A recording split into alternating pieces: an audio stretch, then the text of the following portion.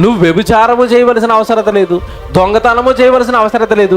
నువ్వు గుడి మానేస్తే చాలు ఎక్కడికి వెళ్ళిపోతాం? మనం నరకానికి పోతాం. రాసి పెట్టుకోండి, ఇది సహవాసములోని సందేశం. సహవాసం నీకు ఏం సందేశం ఇస్తుందో తెలుసా? నువ్వు ఖచ్చితంగా సహవాసానికి రావలసిందే, సంఘానికి రావలసిందే, సంఘములో రొట్టె ద్రాక్షాసం తీసుకోవలసిందే, సంఘములో నువ్వు కూడుకోవలసిందే. కొత్త నిబంధనలో చెప్పాడండి ఎక్కడనంటే హెబ్రీయులకు రాసిన పత్రిక 10వ అధ్యాయం 24వ వచనం చదువుతున్నారు. కొందరు మానుకొనుచున్నట్లుగా ఇదిగో మీరు సమాజముగా సహవాసముగా కూడుకొనుట మీరేం చేయొద్దు,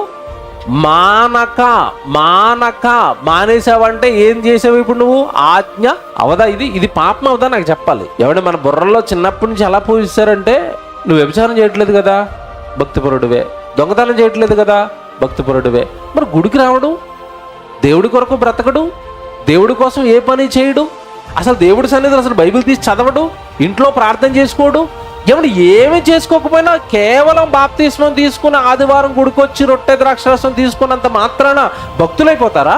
మీరు ఈ వచనాన్ని బట్టి మీరు చెప్పండి. సహవాసంగా మీరు కూడుకోనండి అని దేవుడు ఎందుకు చెప్పాడంటే, ఎవరైనా ఒకరు మానేస్తుంటే వాళ్ళని మీరు ఏం చేయాలి? హెచ్చరించాలి. ఏంటి చెల్లి నువ్వు సరిగా గుడికి రావటం లేదు, ఏంటి తమ్ముడు ఏంటన్నా గుడికి రావటం లేదు, ఒకరిని ఒకడు హెచ్చరించుకోవడానికి ఏం చేయాలట?